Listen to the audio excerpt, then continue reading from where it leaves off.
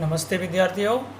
हाँ, MA final के भारतीय राजनीति व्यवस्था और भारतीय शासन एवं राजनीति व्यवस्था पर हम अध्ययन कर रहे हैं और इसके अंतर्गत मौलिक अधिकारों पर हमारा अध्ययन चल रहा है। और अब तक हमने जो पढ़ा है अनुच्छेद 20 तक हमने अध्ययन कर लिया था। आगे चलते हैं। आज हम अनुच्छेद 21 के बारे में अध्ययन करते हैं कि अनुच्छेद 21 क्या कहता है।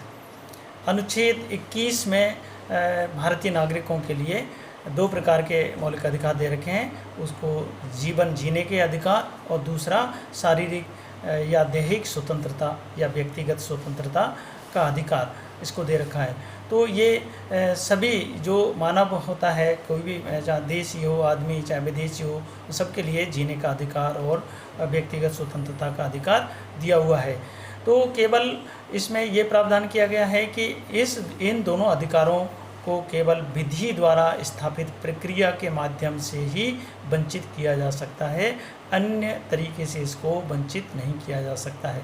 और एक चीज़ जो समझने की बात यह है कि ये जो अनुच्छेद 21 है ये हमेशा विवादास्पद रहा है और विभिन्न समयों पर अलग अलग इसके निर्णय आते रहे हैं। तो इस प्रकार से जो अनुच्छेद 21 है जो व्यक्तिगत स्वतंत्रता की बात करता है, जो जीने की अधिकार की बात करता है, उस पर जो सरकार की जो कार्रवाइयाँ हैं, सरकार के जो कानून हैं, पुलिस व्यवस्था है, ये इन सब की इनके ऊपर कुठाराघात होता रहा है। और विशेष तौर से 1975 की जो इमरजेंसी लगी थी, इंदिरा गांधी के द्वारा लगाई गई थी, उस के अंतर्गत जीवन के अधिकार और दैहिक स्वतंत्रता का जो अधिकार है उस पर बहुत बड़ा कुठाराघात मीसा जो कानून बनाया था, एक्ट बनाया था, उसके तहत हजारों की संख्या में जो नागरिक थे उनको बिना कारण बताए ही जेल के अंदर डाल दिया गया था और लंबे समय तक 2 साल तक लगभग उनको डाले रखा था। तो जो जीने का अधिकार होता है वो केवल, जबकि ये कहा गया है कि जो विधि के द्वारा स्थापित प्रक्रिया के द्वारा ही इनको वंचित किया जाता है, किंतु सरकार के द्वारा विभिन्न समयों पर अलग अलग कानून बनाए हुए हैं। जैसे पहले जो प्रिवेंशन डिटेंशन वाला अधिकार था, मीसा वाला अधिकार है, एनएसए वाला अधिकार है, टाडा वाला एक्ट है, पोटा वाला जो एक्ट था, और इसके अलावा जो अब वर्तमान में जो चल रहा है प्रिवेंशन के लिए वो कानून है। तो ये बहुत सारे जो कानून समय समय पर लागू किए हैं, इन्होंने इस पर कुठाराघात किया है, जिनकी हम बाद में थोड़ा सा चर्चा करेंगे विस्तृत। अभी हम अनुच्छेद 21 को समझने का प्रयास करते हैं। तो ये इसमें भी निर्णय हमेशा बदलते हुए क्रम में रहे हैं और वर्तमान समय में इसका जो स्कोप है, इसकी जो परिभाषा है वो बहुत बड़ी परिभाषा, इसके जो क्षेत्र के अंतर्गत बहुत सारे मैटर इसमें आ जाते हैं व्यक्तिगत स्वतंत्रता के अंतर्गत। तो सबसे पहले इसके ऊपर गोपालन केस हुआ था 1950 के अंतर्गत, और उस गोपालन केस के अंतर्गत ये निर्णय कोर्ट के द्वारा दिया गया कि केवल जो कार्यपालिका होती है या कार्यकारी जो मनमाने तरीके से जो कार्रवाई की जाती है, प्रक्रिया को पालन किया जाता है, बिना कानून की विरुद्ध जो प्रक्रिया होती है, कानून में स्थापित किसी प्रक्रिया को नहीं किया गया है, उसके विरुद्ध में व्यक्तिगत स्वतंत्रता के लिए रिट लगाई जा सकती है और उसको अधिकार होगा कि उसको जीने का और व्यक्तिगत स्वतंत्रता का अधिकार दिया जाए। किंतु यदि किसी विधानमंडल के द्वारा कोई कानून बना दिया जाता है तो उस कानून के विरुद्ध में व्यक्तिगत स्वतंत्रता के लिए या जीने के अधिकार के लिए अपील नहीं की जा सकती है। तो इस प्रकार से गोपालन वाला जो केस था उसमें व्यक्तिगत जो स्वतंत्रता है या शारीरिक और निजी स्वतंत्रता है, उस स्वतंत्रता के अंतर्गत जो विधानमंडल के द्वारा बनाए हुए कानून हैं उनको इसमें सम्मिलित नहीं किया गया था। तो इस प्रकार से जो उसके विरुद्ध में कार्रवाई नहीं कर सकते या उसके विरुद्ध में अपील नहीं कर सकेंगे विधानमंडल के द्वारा बनाए हुए कानून के विरुद्ध में, ये निर्णय दिया था।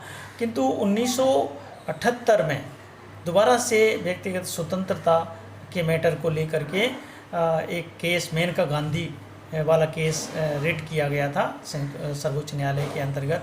और इस निर्णय के अंतर्गत इस निर्णय में ये निर्धारित किया गया कि ये जो गोपालन वाला जो केस है वो केस के अंतर्गत व्यक्तिगत जीवन को और व्यक्तिगत स्वतंत्रता को सीमित कर दिया गया था, जबकि उसका जो विचारधारा है या उसका जो अधिकार क्षेत्र है वो बहुत बड़ा है। जिस तरीके से जैसे कि प्राण और दैहिक स्वतंत्रता को उचित या न्यायपूर्ण मामले के आधार पर ही रोका जा सकता है।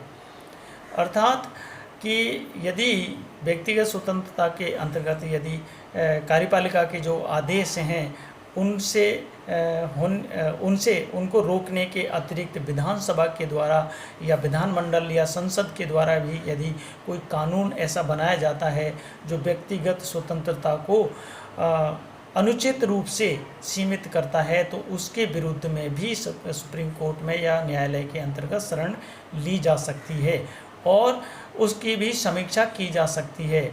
तो जो विधानमंडल को गोपालन केस में जो विधानमंडल है उसकी जो विधियां हैं उनको दूर रखा गया है, अर्थात उनके विरुद्ध में कोई भी अपील नहीं की जा सकती, ये निर्णय दिया था। उसको अब इसके अंतर्गत इंक्लूड कर लिया कि विधानमंडल की जो विधि बनती हैं और वो अनुचित रूप से व्यक्ति की स्वतंत्रता को ख़त्म करते हैं तो उनके विरुद्ध में भी न्यायालय के सर्वोच्च न्यायालय के अंतर्गत रिट लगाई जा सकती है और उसकी सुनवाई की जा सकती है, उसकी समीक्षा की जा सकती है।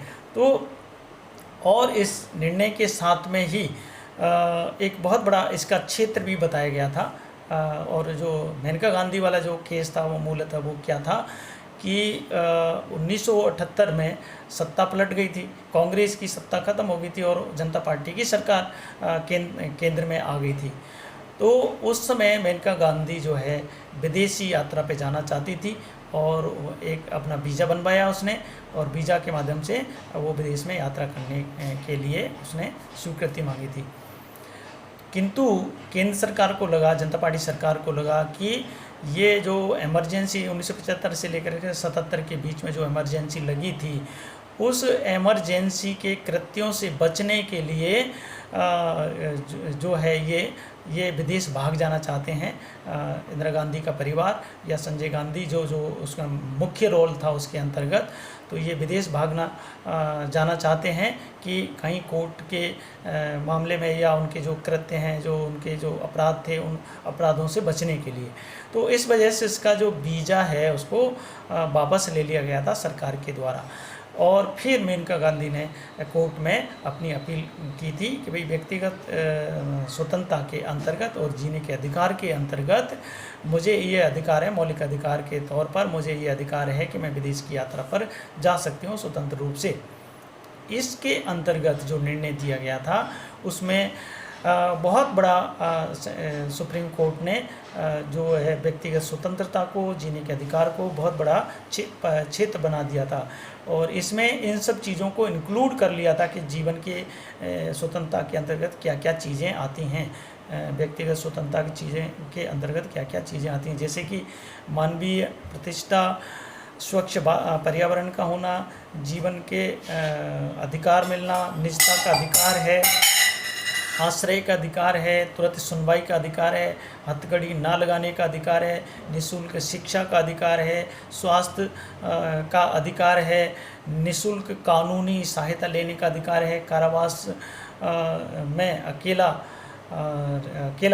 कारावास में अकेलेपन के विरुद्ध अधिकार है और बंधुआ मजदूर ना बनाने का भी अधिकार है, हिरासत में शोषण न किया जाए इसका भी अधिकार है, आपात में चिकित्सा व्यवस्था भी उसको पर्याप्त मिलनी चाहिए, किसी भी कैदी को उसका भी अधिकार है, समय पर इलाज होना चाहिए, निष्पक्ष सुनवाई होनी चाहिए और राज्य से बाहर नहीं जाने का अधिकार भी इसके अंतर्गत आता है और किसी जो जो सूचना को प्राप्त करना चाहता है कोई व्यक्ति, उसका भी अधिकार है। विदेशी यात्रा करने का भी अधिकार है। महिलाओं का आदर करने का अधिकार है। प्रतिष्ठा, हर व्यक्ति की प्रतिष्ठा का अधिकार है। सार्वजनिक तौर पर फांसी न दी जाए, इसका अधिकार है ना। ये सारी चीज़ें इसके अंतर्गत आती हैं। और सामाजिक सुरक्षा, परिवार संरक्षण, सामाजिक आर्थिक न्याय इत्यादि, ये सारी चीज़ें भी इसके अंतर्गत आती हैं। इस निर्णय के अंतर्गत ये व्यवस्था की गई थी। तो जो जीवन का अधिकार होता है, इसके अंतर्गत उचित व्यवस्था के आधार पर, ड्यू प्रोसेस के आधार पर भी जीने का अधिकार को मान्यता दे दी गई थी। जबकि अभी तक जो है विधि के द्वारा स्थापित प्रक्रिया को ही इसमें मान्यता दी गई थी। लेकिन उसके पीछे इंटेंशन सही होना चाहिए। और उसके जो किसी व्यक्ति के जीवन के अधिकार को, व्यक्तिगत स्वतंत्रता को यदि छीना जा रहा है, तो उसके लिए उपयुक्त कारण होने चाहिए। तभी जा कर के उसको किसी व्यक्ति की जीवन की जो व्यक्तिगत स्वतंत्रता है, उसको छीना जा सकता है।